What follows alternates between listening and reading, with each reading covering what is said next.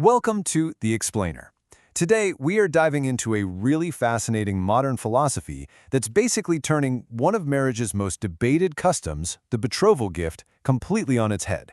We're going to look at how it's being transformed into a kind of strategic playbook for money, power, and independence in a relationship. And it really all starts with this one question. You see, depending on how this whole gift thing is handled, it can either be an honorable way to start a partnership, or it can feel a lot more like a business deal, a contract that could trap you in ways you never saw coming.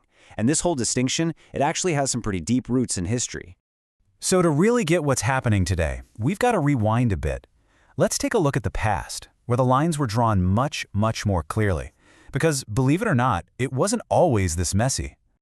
Way back when, the difference between being a wife and being a concubine wasn't just about social status. No, it was a fundamental legal and economic thing, and it was all defined by the type of transaction. Were you engaged as a wife through a respectful process, or were you bought as a concubine, which was, well, a straight-up purchase?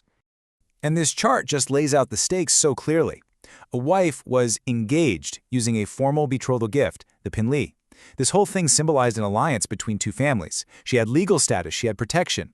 But a concubine, she was acquired with a body price, the shenjiayin, and that transaction cut her off from her own family, legally turning her into property, basically a high-level servant who could be kicked out whenever. So, what happened? How did we get from that very clear system to today's often chaotic, high-stakes negotiations over this thing we call the betrothal gift, or kaili? Well, basically, the old social rules that gave the whole ritual its meaning just fell apart. As people moved into cities, that social pressure you'd get from your community and extended family just vanished. Then, modern law came in and established monogamy, which got rid of the legal difference between a wife and a concubine. So, without the formal ritual part, the ping, the part that was all about respect, all that was left was the kai, the money. The whole thing became just a transaction. And this is where the modern strong female lead, or danyuju, makes her move. See, she doesn't just walk away from this new game. No, she decides to master it. And the goal is to build a fortress of independence inside the marriage itself. The first tool in her arsenal is what's called the in-marriage firewall. And this isn't just some abstract idea. It's a real legal and economic barrier you build using your own personal assets, like a dowry, that are legally protected if a divorce happens. This firewall becomes your own financial foundation, a guarantee of your independence no matter what. Okay, so how do you know if this firewall is going to work? How can you tell if that betrothal gift is actually an asset for you or if it's just a price tag? Well, it all boils down to one simple, absolutely critical question. Let's look at the two ways this can go. On one hand, if the betrothal gift money stays with the woman's parents, legally it's a gift to them. The woman has zero control. She has, for all intents and purposes, been sold. But if that same money is turned into a dowry and given directly to her, it becomes her personal property, legally protected. And that right there is the foundation of her firewall. There's a great phrase for this strategy, Dai Dai Ping An, which basically means pocketing the money for safety.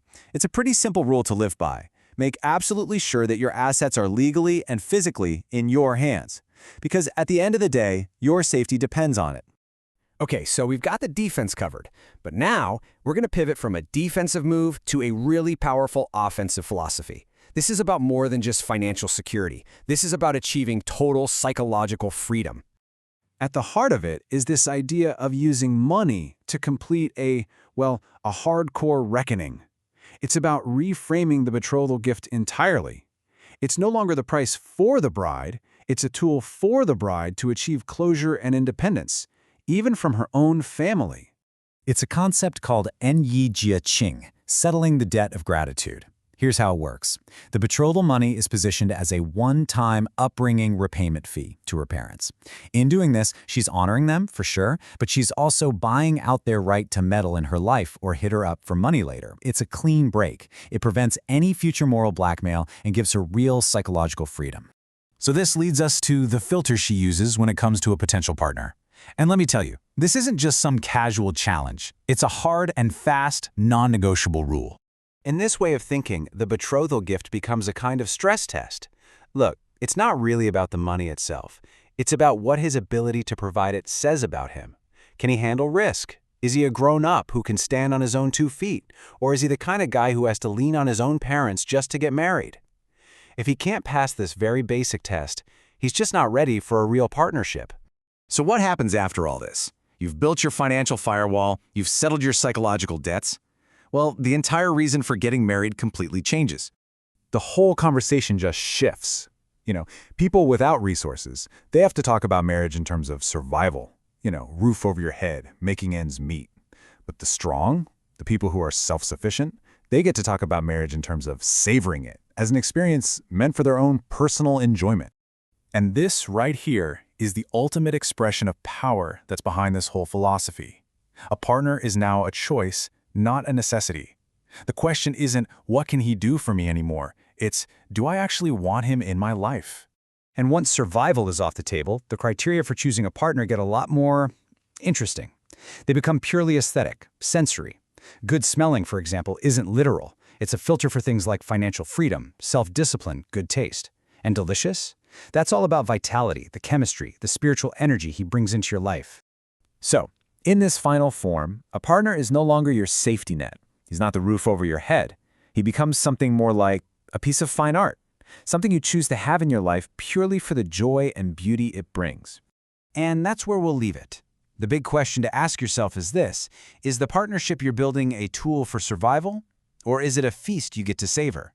Because your answer tells you everything you need to know about who really holds the power, and whether you're the one being chosen or the one who's doing the choosing.